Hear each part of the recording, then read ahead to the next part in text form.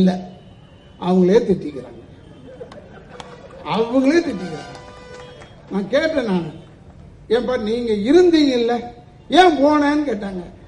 நான் உண்மையிலே போகும்போது அதிமுக ஒரே கட்சியா இருந்ததுயா, இப்ப என்ன கூறு போட்டு விக்கிறாயா, எல்லாம் பிளாட்ஃபார்ம் வியாபாரம் மாதிரி எதை தொட்டாலும் எட்டனா மாதிரி ஆயிடுச்சியா, 3 பேர் ஆயிட்டாங்கய்யா, இன்னும் எத்தனை பேர் வர போறானோ தெரியலையா, கூறு போட்டு விக்கிறாயா. ஏன்னா ஆளாளுக்கு சொல்லிக்கிட்டு இருக்காங்க, ஆளாளுக்கு குறைகள் சொல்லிக்கிட்டு இருக்காங்க. இதுல நம்ம போனா தாங்காது, ஏன்னா என் வாயும் சும்மாவும் இருக்காது. நான் என்ன கேட்டேன்னா, நான் நம்பி போனது அந்த அம்மாவை, அந்த அம்மா இல்ல, வந்துடுறது பெட்டர். ஏன்னா என் கண்ணுக்கு தெரிந்து இப்ப முதலமைச்சராகக்கூடிய தகுதி படைத்தவர். இப்பவும் சொல்றேன், சகோதரர் எங்களுடைய செயல் தலைவரை விட்டால் வேறு ஆளே கிடையாது. சுத்தி தேண்டாலும் அண்ணா எடப்பாடி பழனிசாமி, நான் தப்பா சொல்லல, நீ எடுத்துட்டு போய் மதுராந்தகத்துல காட்டினா கூட அடையாளம் தெரியலடா. இங்க இருக்குடா மதுராந்தகம், 1 மணி நேரம்டா ஜர்னி. செங்கல்பட்டுல காமிச்சா தெரியலடா. அவர் ஏன்னா உம்முன்னு இருக்கிற மாதிரியே போட்டோ, ஏன்னா அவர் சிரிச்சுட்டா பதவி போயிடும். அது அந்த முதல்ல கண்டிஷன் சொல்லிட்டாங்க, சிரிக்க கூடாது. போனா அவர் அதே மாதிரி அமைதியாயிட்டார். எந்த திட்டம் கேட்டாலும் சரி, ஏங்க நீங்க என்ன திட்டம் வச்சிருக்கீங்க ஆரம்பிச்சிட்டார். பாவம் நல்ல மனுஷன், அவரை பத்திலாம் நான் தப்பு சொல்லல, நம்ம எதுக்கு சொல்லணும், அவங்களே பேசிக்கிட்டாங்க. அன்னைக்கு பார்த்தேன் நான், எது இந்த தினத்தந்தியில, இந்த தந்தி டிவியில பார்த்தேன், அந்த மன்றம் ஏதோ ஒன்று வைக்கிறாப்புல பாண்டே, அதுல வேற யாரையும் திட்டிக்கல, இந்த அதிமுக காரன் அந்த அதிமுக காரனை திட்டுறான், கை தட்டுறான். இங்க இந்த அதிமுக காரன் அந்த அதிமுக காரன் திட்டுறான், அவன் கை தட்டுறான் எதிர்க்க. அப்படியே பார்த்தேன், என்னங்கடா இது, அவன் இவனை திட்டுறான், இவன் அவனை திட்டுறான், கை தட்டுறாங்க. இவன் சொல்றான் ஓபிஎஸ்ஐ போன்ற அயோக்கியன் கிடையாது, இங்க. அப்புறம் அவன் சொல்றான் எடப்பாடி பழனிசாமி போல அயோக்கியன் கத்துறான். நம்ம திட்டவே தேவையில்லை, வேலையே இல்லை, மீட்டிங் போடுற வேலை இல்லடா. வெறும் நல்ல திட்டத்தை கொடுத்தோமா, போயிட்டு வாங்க, முடிஞ்சா ஓட்டு போடுங்க, இல்லைன்னா பாத்துக்குங்க. ஏன்னா உங்க தலையெழுத்து நம்ம ஒண்ணும் சொல்ல முடியும். நான் இப்பவும் சொல்றேன், நான்லாம் வெறித்தனமா வந்திருக்கேன் உள்ள. ஏன்னா ரோட்ல ஒருத்தன் காலை கடனை போயிட்டு இருந்தான். அப்ப காலை கடனை போகும்போது வெள்ளரிக்காய் தின்னுக்கிட்டே இருந்தான். நான் ஒண்ணு வெள்ளரிக்காய் தின்னு, இல்லைன்னா காக்கூஸ் போ.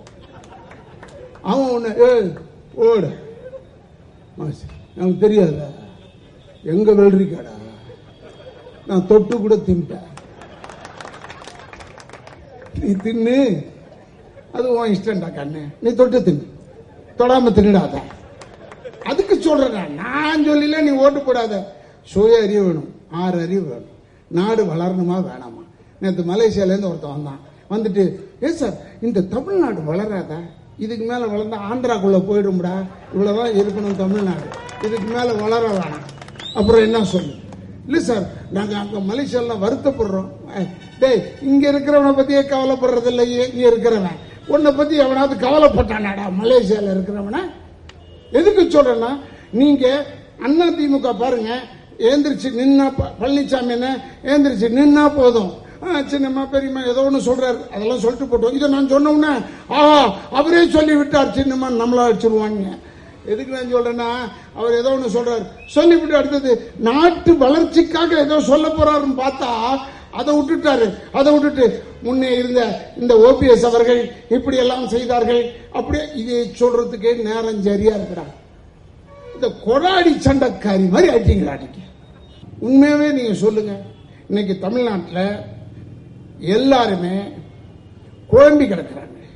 குழம்பி கிடக்கிறது இருக்கட்டும், இந்த தந்தில் இவங்க திட்டத்தை பார்த்த உடனே எத்தனை கட்சி இன்னைக்கு பாருங்க, அந்த பொண்ணு வேற வந்துருச்சு, எது இந்த தீபா, அது திடீர்னு வந்துருச்சு. நான் இப்போது பார்த்து அனைவருமே பொறாமைப்படுகிறார்கள், அது இது படுகிறார்கள் அப்படின்னு சொல்லுது. யாருக்குமே பொறாமண்ணம் கிடையாது. கேட்டா யாருக்குமா பொறாமண்ணம்? ஓபிஎஸ்க்கும் எடப்பாடிக்கும் பொறாமண்ணம், அவங்களுக்குள்ளேயே சண்டை. இது 3வது. அதான் நான் நினைச்சேன், எங்க அப்பா நல்லவன் வாழ்வான்ல, புரட்சி தலைவர் எம்ஜிஆர் அவர்களை வச்சு எதிர்த்து நிற்பார் எலெக்ஷன்ல. 2 பேர் நிற்பாங்க. அதுல அவர் ஜெயிச்சுருவார், எங்க அப்பா தோத்துருவார். தெரியாது. எங்க அப்பா தூக்கிக்கிட்டே போவாங்க, ஜெய ஜெய ஜெயன் வாழ்க வாழ்கன்னு. ஏண்டா யாரா ஜெயிச்சா யாரு தோத்தா? அவர் ஜெயிச்சுட்டாரு, நீங்க தோத்துட்டீங்க. அடோ பாவிகளா, ஏண்டா ஜெயிச்சவனுக்கு ஜெய போடுறீங்க, தோத்தவனுக்கும் ஜெய போடுறீங்க. யாருக்குடா ஜெய போடுறீங்கன்னு தெரியலையா? இதெல்லாம் அப்பவே சொல்லி வச்சுட்டாரியா? 1940 சொல்லி வச்சுட்டாரு.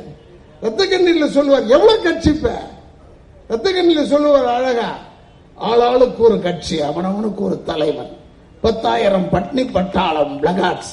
ஏண்டா நாட்டை கெடுக்கிறீங்கன்னு அப்ப சொன்னார். இப்ப நடக்குதுடா. இப்ப கூட பாவம், அந்த குழந்தை தீபா பத்தி தப்பு இல்ல. கொடிக்கு கலர் கிடைக்கல, அதுக்கு அது தேடுது.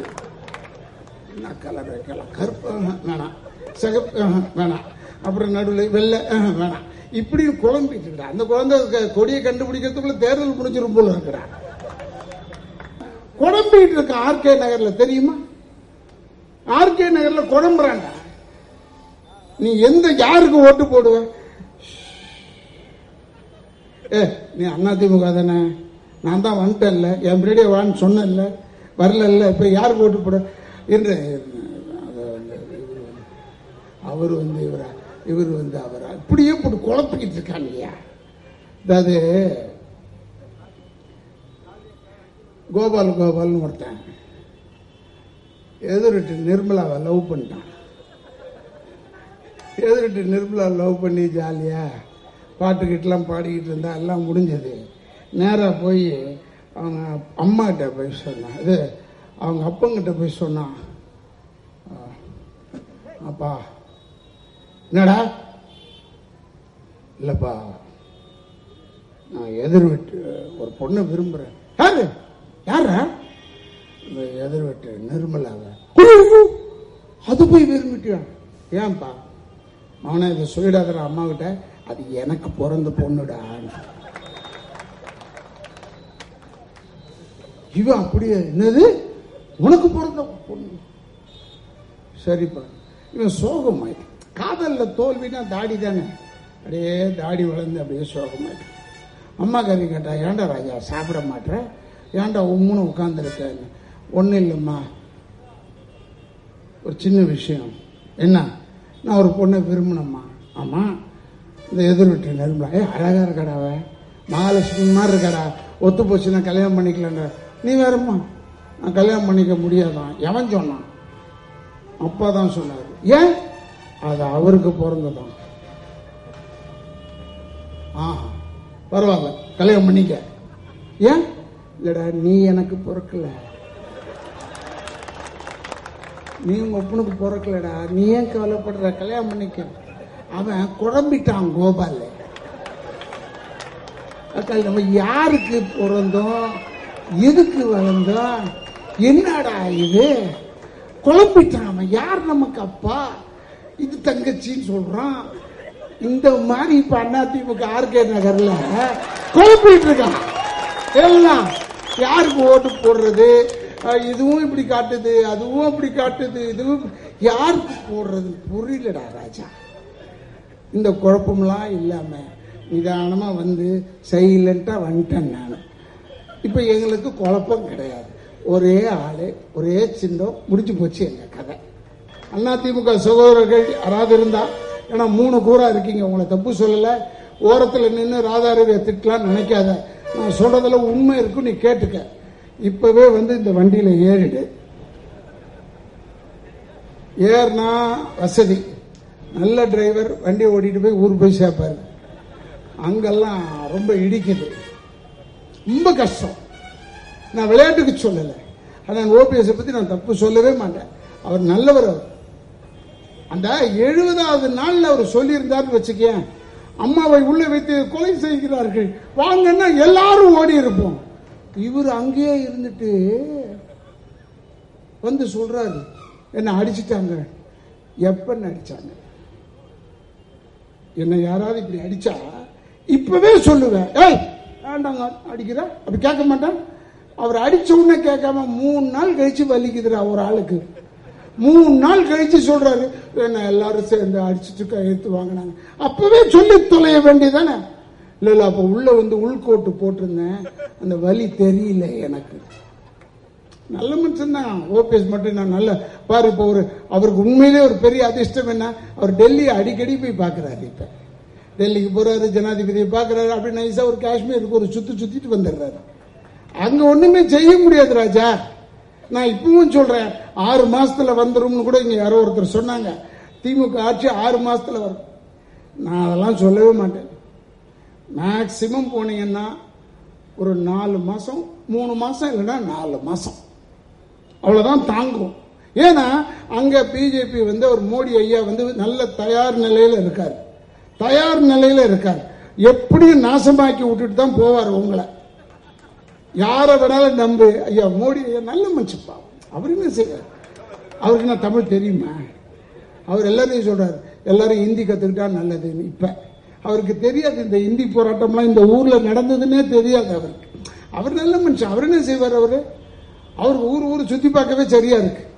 அவர் ஒரு நிமிஷம் பிளெயின்ல படுத்துட்டாருன்னா மீண்டும் பக்கத்துல இறங்கினா கேட்கிறாரு, இது என்ன சைனாவான்னு கேட்கிறாரு. இல்லைங்க தமிழ்நாடுங்க. ஓ இந்தியாவா?